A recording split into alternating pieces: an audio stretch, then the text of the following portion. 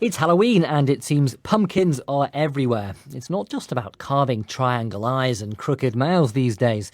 Our reporter Deborah Weitzman has been finding out more about the trend and how you can make the most of your pumpkin this Halloween. The requests we've had have been anything from Beyonce's face and Lady Gaga's face to their child's face.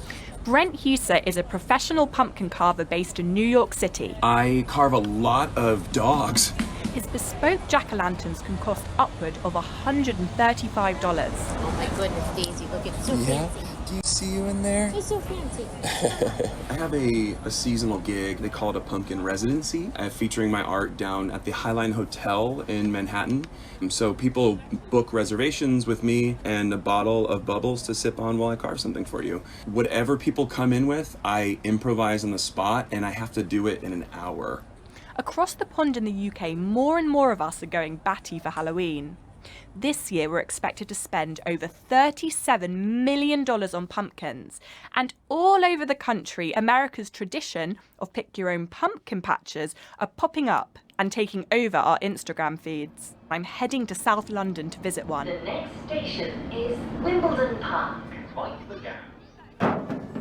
So we've got some munchkins here, some little baby munchkins. Will Kinder co-owns and manages the site. They're a bit muddy, but they're still beautiful. There's orange pumpkins. 32 different types, so loads to choose from. How many pumpkins have you grown across the country? 150,000 seeds across 4 sites in the country. This year we've added the Wimbledon site, which is our first city site. We wanted to bring the pumpkin picking patch and the feel of the country to the city. But while we've inherited the American art of carving pumpkins, it seems we are less likely to cook with them. Each year in the UK, around 18,000 tonnes of edible pumpkin are binned. Yeah, that's enough to make pretty much everyone in the UK a bowl of pumpkin soup. That's Tessa from the environmental charity Hubbub.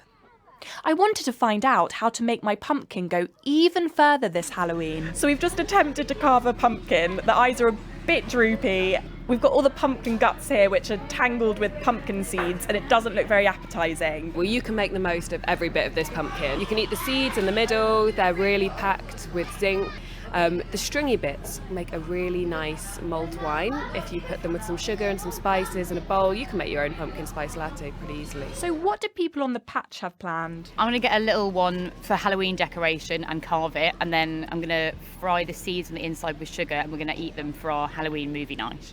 Well, the kids will carve them out later on tonight. We've got a pumpkin competition tomorrow we're going to, so they're going to take them with them. Are you going to do anything with the inside of the pumpkin as well as the outside? We're going to leave them out for the squirrels. I think we're going to try and make some soups and see what we can do. Oh, a quiche. I forgot about the quiche.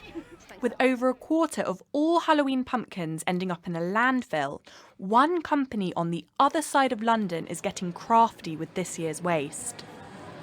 Hi, I'm Deborah. I'm here from the BBC. Oh, welcome to Brewdog Tower Hill. Brewdog is teaming up with Toast Ale, whose head of global partnerships, Chris Head, joins me over a pint.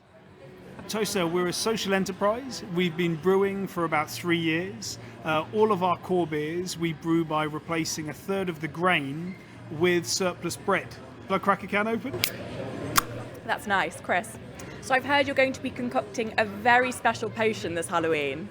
Double Toil and Trouble is what we're calling it, a Belgian-style double. It's going to be a really sort of sweet, warming autumn ale done using surplus pumpkins, so we're deliberately doing it after Halloween. So where will you be collecting the pumpkin waste from?